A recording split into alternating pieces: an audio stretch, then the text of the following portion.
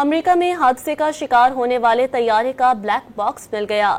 Pentagon نے واقعے کی تحقیقات شروع کر دی۔ امریکی میڈیا نے ایئرپورٹ کے کنٹرول ٹاور میں اسٹاف کی کمی کا انکشاف کر دیا۔ رپورٹ میں بتایا کہ 2 آپریشنز کے لیے ایک ہی کنٹرولر استعمال کیا جا رہا تھا۔ دعویٰ کیا کہ رن وے سے 2400 فٹ کی دوری پر مسافر طیارے کے ریڈیو ٹرانسپونڈر نے سگنل بھیجنا بند کر دیے تھے۔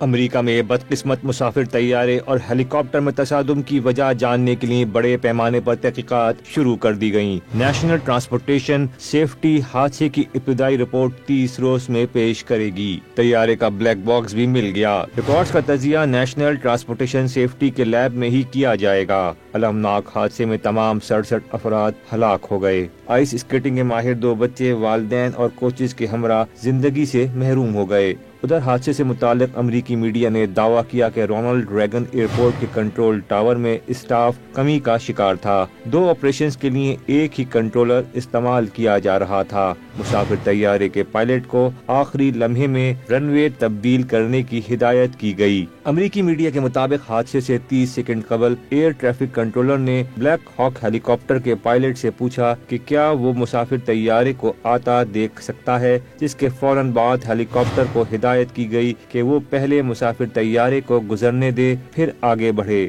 ان ہدایات پر ایئر کنٹرولر کو ہیلی کاپٹر کے پائلٹ کی جانب سے کوئی جواب نہیں ملا اور چند ہی سیکنڈ گزرے تھے کہ ہیلی کاپٹر اس امریکی ایئر لائن سے جا ٹکرایا۔ رپورٹ میں یہ بھی بتایا گیا کہ رن وے سے 2400 فٹ کی دوری پر مسافر طیارے کے ریڈیو ٹرانسپونڈر نے سگنل بھیجنا بند کر دیے تھے۔